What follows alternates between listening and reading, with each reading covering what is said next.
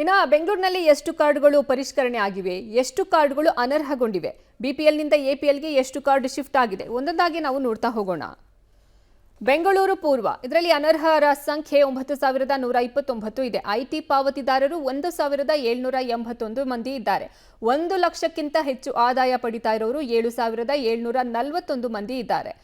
ಇನ್ನು ಬೆಂಗಳೂರು ಉತ್ತರದಲ್ಲಿ ನೋಡ್ತಾ ಹೋಗೋದಾದ್ರೆ ಅನರ್ಹರ ಸಂಖ್ಯೆ 18,382 ಮಂದಿ.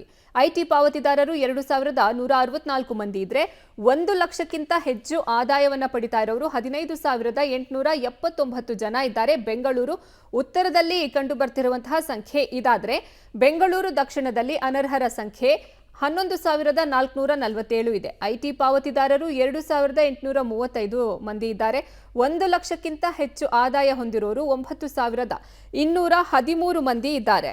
ಇದು ಬೆಂಗಳೂರು ದಕ್ಷಿಣದ ಕೌಂಟು. ಬೆಂಗಳೂರು ಪಶ್ಚಿಮ ಅನರ್ಹರ ಸಂಖ್ಯೆ 19,549 ಇದ್ರೆ ಐಟಿ ಪಾವತಿದಾರರು 4,475 ಇದ್ದಾರೆ. ಇನ್ನು 1 ಲಕ್ಷಕ್ಕಿಂತ ಹೆಚ್ಚು ಆದಾಯವನ್ನ ಪಡಿತಾ ಇರೋರು 16,399 ಜನ ಇದ್ದಾರೆ ಬೆಂಗಳೂರು ಪಶ್ಚಿಮ ವಲಯದಲ್ಲಿ.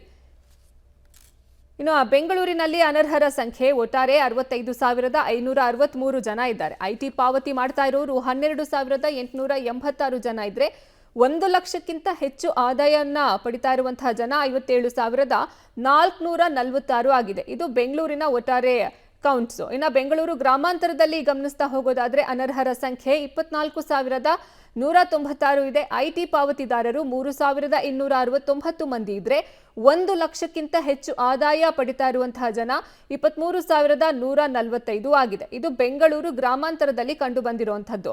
ಒಟ್ಟು ಬಿಪಿಎಲ್ ಕಾರ್ಡ್ ಪರಿಷ್ಕರಣೆಗೆ 1,57,690 ಇದೆ. ಐಟಿ ಪಾವತಿದಾರರು 27,410 ಇದ್ರೆ 1 ಲಕ್ಷಕ್ಕಿಂತ ಹೆಚ್ಚು ಆದಾಯ ಹೊಂದಿರೋರು 1,29,823 ಮಂದಿ ಇದ್ದಾರೆ.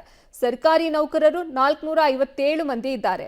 ಬಿಪಿಎಲ್ ಕಾರ್ಡ್ ಪರಿಷ್ಕರಣೆ 1,57,690 ಆಗಿದೆ.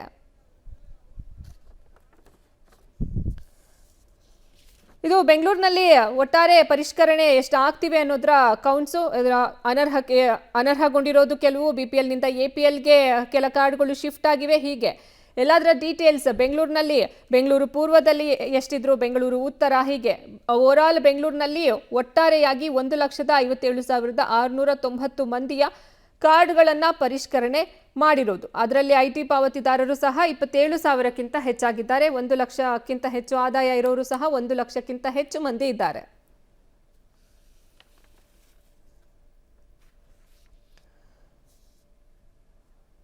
ಇನ್ನು ಇದಕ್ಕೆ ಸಂಬಂಧಪಟ್ಟಂತೆ ನಮ್ಮ ನಾಯಕರು, ಜನಪ್ರತಿನಿಧಿಗಳು ಏನ್ ಹೇಳಿದ್ದಾರೆ ನೋಡ್ತಾ ಹೋಗೋಣ. ಯಾರು ಗಾಬರಿ ಮಾಡ್ಕೊಳ್ಳುವಂತ ಅವಶ್ಯಕತೆ ಇಲ್ಲ. ಸೆಂಟ್ರಲ್ ಗವರ್ಮೆಂಟ್ ಒಂದು ಕ್ರೈಟೀರಿಯಾ ಇದೆ, ಆ ಕ್ರೈಟೀರಿಯಾ ಪ್ರಕಾರ ಮಾಡ್ತಾ ಇದ್ದಾರೆ. ಯಾರು ಇದ್ದಾರೆ ಅವ್ರಿಗೆಲ್ಲ ನಾವು ವಾಪಸ್ಸು ತಿರ್ಗಿ ಅರ್ಜಿ ತೆಗೆದುಕೊಂಡು ನಾವು ವಾಪಸ್ ಕೊಡ್ತೀವಿ. ಯಾರು ಬಡವರು, ನಮ್ಮ ಸರ್ಕಾರ ಇರೋದೇ ಬಡವ್ರಿಗೋಸ್ಕರ. ಏನಾಗಿದೆ ಅಂತಂದ್ರೆ ಗಾಡಿ ಇರೋರಿಗೆ, 7.5 ಎಕರೆ ಜಮೀನು ಮೇಲಿರೋರಿಗೆ ಅಂಥದಕ್ಕೆಲ್ಲ ಕೆಲವೆಲ್ಲ ಕಾನೂನು ಇದೆ. ಆ ಕಾನೂನನ್ನ ದಾಖಲೆಗಳಲ್ಲಿ ಅವ್ರು ಅಫಿಡವಿಟ್ ಕೊಟ್ಬಿಟ್ಟಿದ್ದಾರೆ. ಆ ರೀತಿ ಸ್ವಲ್ಪ ಹೆಚ್ಚು ಕಮ್ಮಿ ಆಗಿದೆ. ಒಂದು ಊರಿಗೆ 10-20 ಆ ಥರ ಆಗಿದೆ. ಅದನ್ನೆಲ್ಲ ಸೆಟ್ರೇಟ್ ಮಾಡಿಕೊಡ್ತಾ ಇದ್ದೀವಿ. ದಯವಿಟ್ಟು ಸಹಕಾರ ಕೊಡಬೇಕು. ಕೆಲವು ಇನ್ಕಮ್ ಟ್ಯಾಕ್ಸ್ ಪೇಯರ್ಸ್ ಇದ್ದಾರೆ, ಸರ್ಕಾರಿ ನೌಕರಿದ್ದಾರೆ, ಸಹಕಾರ ಸಂಘಗಳಲ್ಲಿ ಪರ್ಮನೆಂಟ್ ಅಧಿಕಾರಿಗಳಿದ್ದಾರೆ, ನೌಕರರುಗಳಿದ್ದಾರೆ. ಅಂಥವ್ರು ಯಾರಿಗೂ ಕೊಡೋಕ್ಕೆ ಬರುವುದಿಲ್ಲ ಅನ್ನೋದು ಒಂದು ಕಾನೂನಿದೆ. ಅದು ಬಿಟ್ಟರೆ ಬೇರೆ ಇನ್ನೇನಿಲ್ಲ.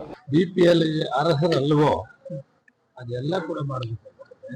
ಆದರೆ ಕನ್ವರ್ಟ್ ಮಾಡ್ತೀವಿ. ಬಿಪಿಎಲ್ ಕಾರ್ಡು ರದ್ದು ಮಾಡೋದು. ಬಿಪಿಎಲ್ ಕಾರ್ಡು ಇರ್ತದೆ, ಎಪಿಎಲ್ ಕಾರ್ಡು ಇರ್ತದೆ. ಎಪಿಎಲ್ ಕಾರ್ಡ್ ಅನ್ನ ರದ್ದು ಮಾಡೋದಿಲ್ಲ. ಕಾರಣ ಇಷ್ಟೇ, ಟ್ಯಾಕ್ಸ್ ಕಟ್ಟೋದ್ರಲ್ಲಿ ಭಾರತ ದೇಶಕ್ಕೆ ಮಹಾರಾಷ್ಟ್ರ ಬಿಟ್ಟರೆ 2ನೇದು ಕರ್ನಾಟಕ ರಾಜ್ಯ. ಇಂಥದ್ರಲ್ಲಿ 75ರಿಂದ 80% ಬಿಪಿಎಲ್ ಇರಕ್ಕೆ ಸಾಧ್ಯ ಅನ್ನೋ ಪ್ರಶ್ನೆ ಉದ್ಭವ ಆಗಿದೆ. ಯಾವಾಗ ಇದು ಬಿಪಿಎಲ್ ಕಾರ್ಡು ಜಾಸ್ತಿ ಇದೆ ಅಂತ ಗೊತ್ತಾಯ್ತು, ಬಿಪಿಎಲ್ಗೆ ಎಲಿಜಿಬಿಲಿಟಿ ಇಲ್ಲದೆ ಇರೋದು ಅವರನ್ನ ಎಪಿಎಲ್ ಕನ್ವರ್ಟ್ ಮಾಡಬೇಕಾಗ್ತದೆ. ಇನ್ಕಮ್ ಟ್ಯಾಕ್ಸ್ ಪೇ ಮಾಡೋದು, ಸರ್ಕಾರಿ ಕೆಲಸದಲ್ಲಿರೋದು, ಯಾರ ಇನ್ಕಮ್ 1,20,000 ಮೇಲೆ ಇದೆ ಅವರನ್ನ ಕನ್ವರ್ಟ್ ಮಾಡಿ ಎಪಿಎಲ್ ಕಾರ್ಡ್ ಅಲ್ಲಿ ಲಿಸ್ಟ್ ಅಲ್ಲಿ ಇಡ್ತೀವಿ.